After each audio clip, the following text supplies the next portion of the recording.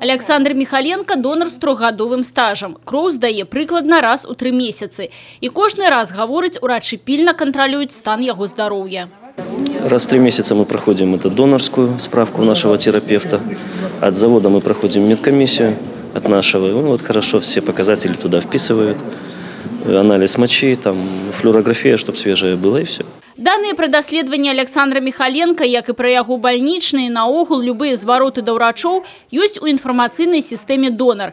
Зараз яна праходзіць тэсціраванне ў 10 медыцынскіх установах Брэшчыны. Асноўная пляцоўка – абласная станцыя пералівання крыві, якая ў год нарыхтоўвае до 12 тонн жыццёва неабходнага прадукту. На данный момент нас эта программа устраивает. Здесь мы видим, если где-то донор стоит в поликлинике, был на больничном или лежал в стационаре, все вот эти отводы мы видим. Если какие-то у него есть отводы по каким-то другим учреждениям, по санстанции, по наркологии, по туберкулезным, по тубдиспансеру, в общем, мы все отводы здесь в этой программе уже видим.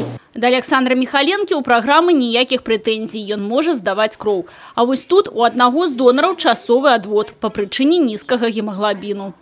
Яшчэ адзін выпадак. У пацыента выяўлены гепатыт. Сістэма яго блакіруе. Ён уже ніколі не зможа здаваць кроў.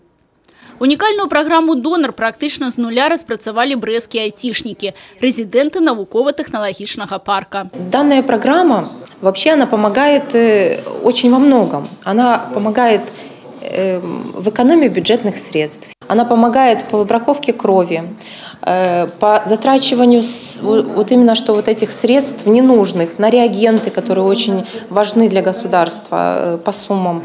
Она помогает людям, в конце концов, найти эту кровь очень оперативно, быстро. Брэсцкія медыкі праграму «Донар» ацанілі. На рэспубліканскім семінары, які адбыўся ў брэсцкім тэхнапарку, распрацоўка атрымала высокую адзнаку.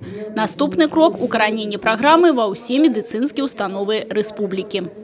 Людмила Салзна, Александр Сивицкий, телерадиокомпания «Брест».